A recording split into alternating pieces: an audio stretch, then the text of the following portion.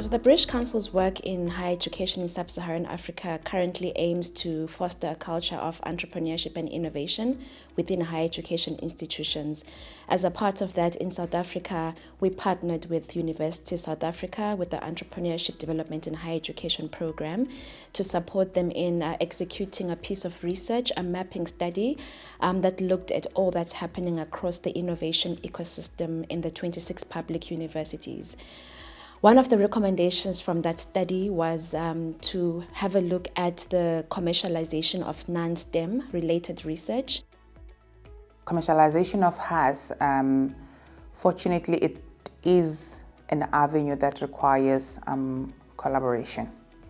So it really tempers with that silo mentality or silo approach of working. So it is an opportunity for me that I think it will respond to that challenge of silo approach of doing things. So Oxentia has been supporting researchers across all subjects for over a decade, and we've found that in the recent years there's been a real uptake of support for arts, humanities and social sciences, because traditionally there was more focus on the science, technology, engineering and math subjects, STEM.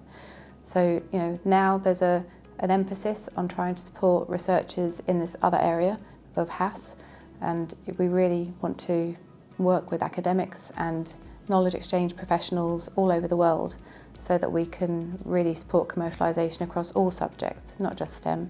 This is for Oxentia to be able to provide support across the board of all disciplines. The impact agenda has moved up in terms of priorities. Academics are interested in the intellectual work. That is their core business, but there's also a growing sense of what change are we going to create in the world. And I think if we can frame this kind of activity in ways that make sense to them, then we'll see both a lot more tech transfer activity and a lot more social impact and increased financial sustainability for the universities, which in turn actually translates into a form of increased political sustainability. So there was a finding that there's lots of attention, funding being directed at STEM research commercialization, but very little awareness about how to commercialize non-STEM related research. And that essentially gave birth to this initiative, which is now being delivered by the British Council with the support of the Human Sciences Research Council and University South Africa's EDHE program. And the aim of this program is to stimulate the commercialization of non-STEM related research by building the capacity of the academics and tech transfer managers or professionals to be able to stimulate and increase the outputs of research that is translated into products and services from non-STEM related disciplines.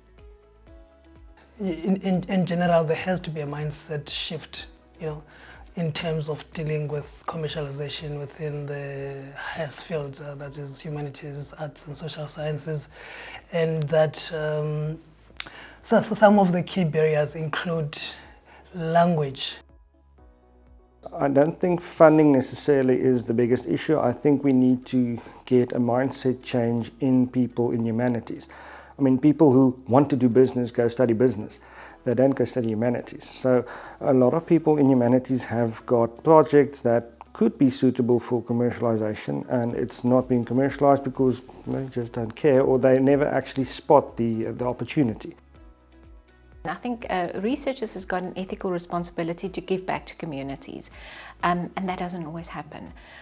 So we need to, so that slowly but surely we're starting to put in more of those ethical guidelines, specifically so that what happens after your research. But we know that as students often, they want a master's degree. What do you want to do? Okay, you want that for yourself, but what has your research that was for a community, and what are you going to do with that research? So for me, what I'm seeing with the HAS is just to make sure that whenever they design a project, they must think of the user. They must not design the project and after designing it and went to the user. And I think this is where the challenges are with the HAS. They, for instance, they will develop a policy, and after developing a policy, They want to take it to the user, for the user to use it.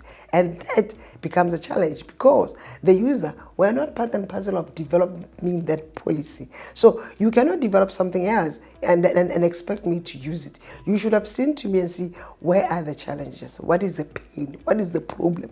And then let's start working together.